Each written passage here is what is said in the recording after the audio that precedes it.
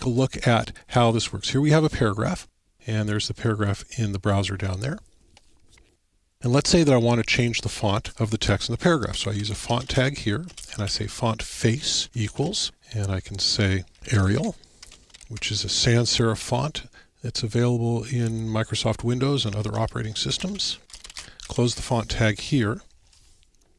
Now you'll notice that the font tag is after the P, and the close font tag is before the close P. So that makes the font tag inside of the paragraph. You will see other arrangements which are not correct. Sometimes even you'll see the tag straddling the paragraph like this, where you've got the beginning of the paragraph outside of the font and the end of the paragraph inside of the font.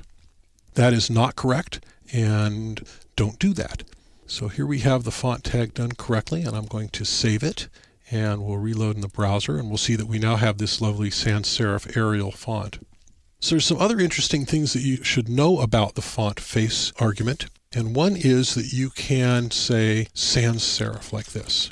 And then whatever is the default sans serif font in the user's browser is the one that will be used. And this is very, very valuable. So I save it and go ahead and reload in the browser.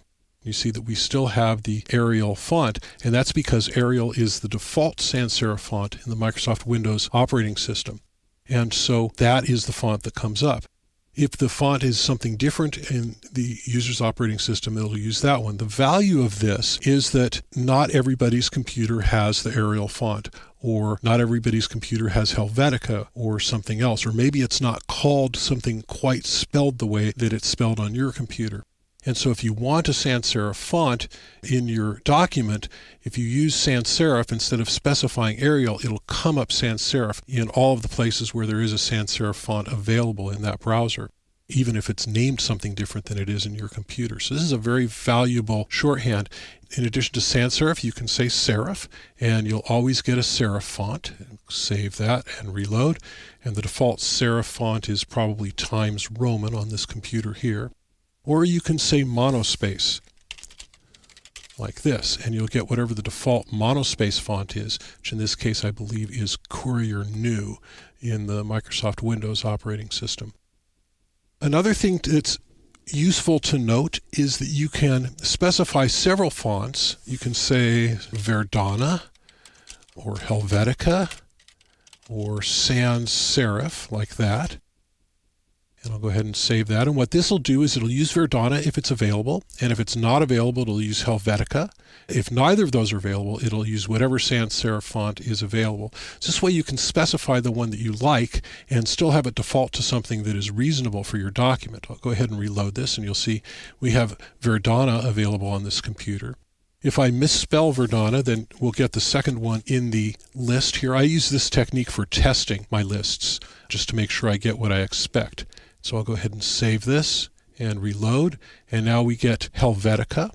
And if I misspell Helvetica there and save that, we'll get the default sans serif, which probably looks very similar. It would be the Arial font. So I believe on Microsoft Windows, Helvetica is an alias for Arial, so we get exactly the same thing there. So this is how the font face tag works. You can use it to specify the fonts that you want used to display your document.